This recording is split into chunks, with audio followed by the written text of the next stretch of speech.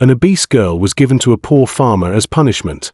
She didn't know he owned thousands of acres, and would love her like no one ever did. She was sold, like cattle at auction. 23-year-old Rosalind stared from the dusty stagecoach, bouncing toward Copper Creek Ranch. Punishment, her aunt had called it. He'll work you to the bone. The harsh words echoed in Rosalind's mind as she clutched her weathered suitcase. Her cream dress, with pink flowers, seemed out of place in this wild territory. "Last stop, miss," the driver announced. Jake Whitmore's spread. Now she gazed at the sprawling ranch ahead. A man in worn denim and blue plaid stood on the wooden porch, his cowboy hat casting shadows over weathered features. Even from a distance, she could see something gentle in his stance. Behind him emerged an older cowboy with a silver beard. His work shirt hung open, and a well-worn hat sat atop graying hair as he squinted through the dust. Rosalind's stomach churned. Her aunt's words still burned. "You're dead weight, child. This rancher needs help with his cattle. Maybe hard work will teach you some worth." The stagecoach stopped. The younger man, Jake, walked toward her, spurred boots jingling. His belt buckle caught sunlight as he moved with confident grace. "Miss Rosalind." His voice was deep and gentle. "I'm Jake Whitmore. This here's my pa, Cornelius." She climbed down carefully. "I know why I'm here. My aunt made it clear. I'm supposed to work off my keep." Jake's brow furrowed beneath his hat. "Work off your keep? There's been some confusion." Cornelius stepped forward, sharp blue eyes studying her. "Son, we need to talk." "Miss, get inside. For this desert sun bakes you."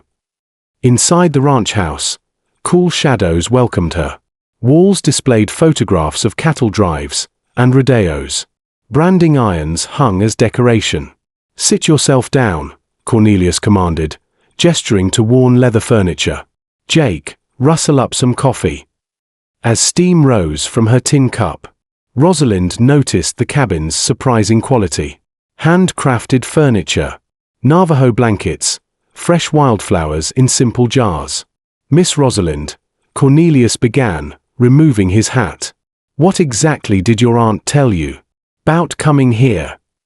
Her cheeks burned. "She said I was too much trouble, too expensive, that you needed free labor." Jake's jaw tightened. "That ain't easy, son." Cornelius held up a weathered hand. "Miss, your aunt got her wires crossed. We didn't ask for a ranch hand, we asked for family." "Family," she whispered. Jake sat across from her, hat on his knee, revealing kind eyes.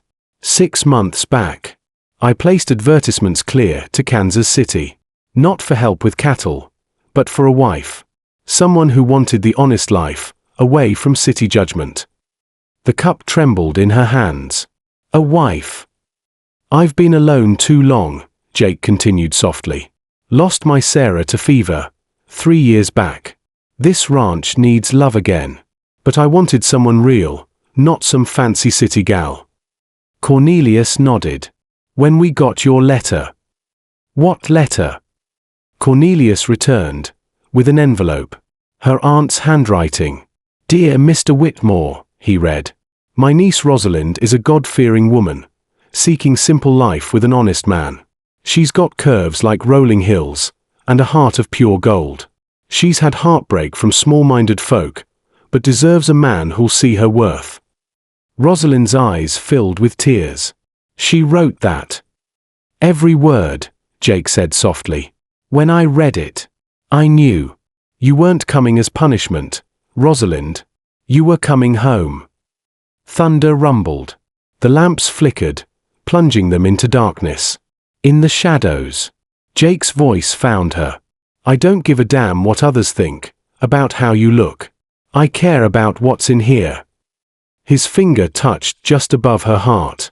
"From that letter, from seeing you protect that suitcase, from how you thanked the driver despite being scared, I already know." A lantern flickered to life. In the warm glow, Rosalind saw something new in Jake's eyes. genuine desire, and respect. There's something else, Cornelius said. About this ranch. Jake shot his father a look. Pa. She's family now. She deserves truth. Cornelius pulled out survey maps. 3 years ago, railroad men discovered something under our south pasture. Oil. Enough to change everything. Rosalind's breath caught. We've been leasing drilling rights, Jake explained. Nothing that disturbs the cattle. But it's made us comfortable. Real comfortable. Every woman since has been after the money, Cornelius continued. They see dollars, not the man. Jake leaned forward. When your aunt wrote about your character, about being judged, I knew you'd understand, being wanted for the wrong reasons. Rosalind, Jake said quietly, I ain't asking you to marry me tonight. But stay. Get to know us. See if we can build something real. She looked around, at family photographs, at Cornelius's gentle smile, at Jake's hopeful face. For the first time in years, she felt wanted. I'd like that, she whispered. The next morning, Jake showed her the property. Oil derricks stood in the distance, against rolling prairie. Don't change who I am, Jake said, hat shading his weathered face. I still rise before dawn, tend cattle, believe in honest values. The money just means I can care for folks without worry. They stopped at a small cemetery. A wooden cross read, Sarah Elizabeth Whitmore, beloved wife. I loved her deeply, Jake said, removing his hat. But I can't live in the past. Sarah said, love multiplies. That evening on the porch, Cornelius surprised them. Jake, show her that letter. Jake returned with folded paper. I wrote this the night we got your aunt's letter, before meeting you. She unfolded it. Dear Rosalind, I don't know you yet, but I respect you. Anyone who's faced cruelty, and still seeks new beginnings, has strength I admire.